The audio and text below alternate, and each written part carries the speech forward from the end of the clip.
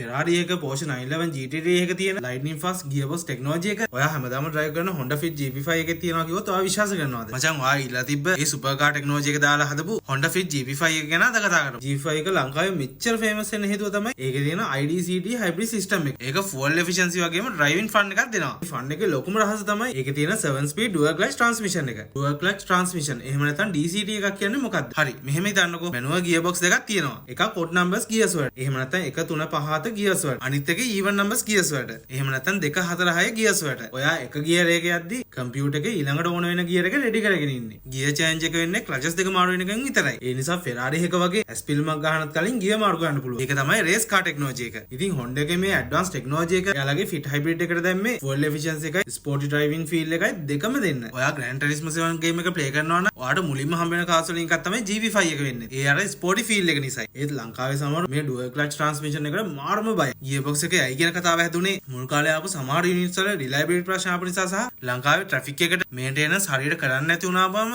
මේ sensitive system එකේ ප්‍රශ්න එන්න පුළුවන් නිසා. ඒත් හැබැයි හරියට maintain කරනවා නම් මේ dual clutch transmission එකේ superior driving experience එකක් දෙනවා. ඉතින් Honda Fit GP5 එක තියෙන DCT එක කියන්නේ super car ලෝකේ technology එක සාමාන්‍ය මිනිසුන්ටත් experience කරන්න Honda සමාගම දීපු අවස්ථාවක්. ඒකේ challenges තිබුණත් ඒකෙන් දෙන efficiency එකයි fun එකයි නිසා GP5 එක තාම ලංකාවේ රජෙක්. ඉතින් ඔයා GP5 එක පාවිච්චි කරනවද? ඔයා කැමති DCT එකේ sporty feel එකටද නැත්නම් CVT එකක smooth ride එකකටද? ඔයාගේ අත්දැකීම comment එකකින් කියන්න. ඒ වගේම GP5 එක drive කරන GP5 එකක් තියෙන කෙනෙක් ඉන්නවා නම් මේ වීඩියෝ එකේ mention කරලා යන්න. ඒ වගේම ඔයාලගේ GP5 එකක් තියෙනවා නම් ඒකේ photo එකකුත් comment section එකට දාන්න අමතක කරන්න එපා. ලංකාවේ පාරවල් වල දුන්න මේ වගේ වාහන ගැන තව දැනගන්න අපේ page එක follow කරන්න.